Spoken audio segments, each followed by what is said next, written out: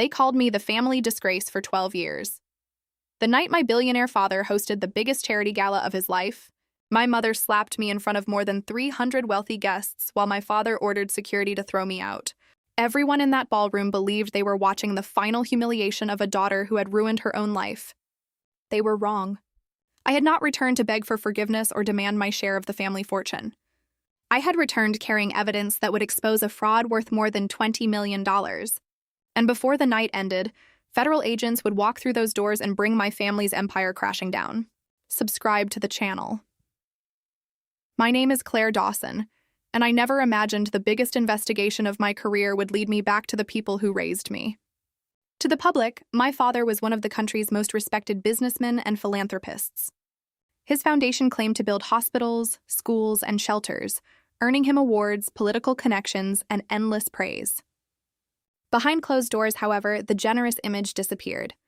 Everything in our home revolved around protecting the Dawson name, no matter who had to suffer.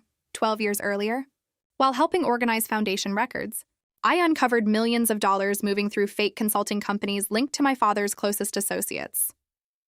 When I confronted him, he calmly placed several approval forms in front of me and asked me to sign them. My signature would make the fraudulent transactions appear legitimate. The moment I refused, I stopped being his daughter. By the next morning, my parents accused me of stealing confidential records. Relatives believed I had disappeared with foundation money, and friends abandoned me. I walked away with one suitcase while my family buried my reputation beneath carefully crafted lies. Starting over was harder than I ever imagined. I worked multiple jobs, attended law school at night, and slowly built a career investigating financial crimes. Every challenge reminded me why I had refused to protect corruption. Years later, a former accountant from the Dawson Foundation arrived at my office carrying encrypted files. She revealed that donations meant for children's hospitals, homeless shelters, and disaster relief programs had been stolen for years. As investigators examined the records, we uncovered shell companies, fake invoices, luxury purchases, and hidden bank accounts. Then I found something that made the case deeply personal. One of the largest fraudulent transfers carried my forged signature. My family had not only destroyed my reputation, they had planned for me to become the perfect scapegoat if anyone ever uncovered their crimes. For the next 8 months, federal investigators quietly built an airtight case. Every bank transfer was traced. Every email was recovered. Every document was verified.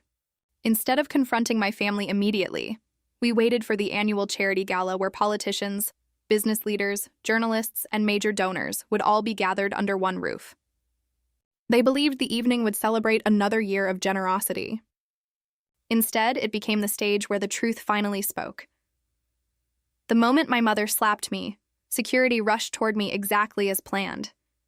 Before they could force me outside, the ballroom doors opened and federal agents entered carrying search warrants. Music stopped. Conversations disappeared.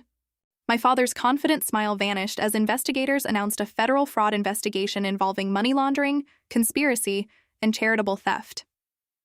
The giant screens behind the stage switched from birthday photographs to financial records showing millions of donated dollars flowing into shell companies controlled by my family.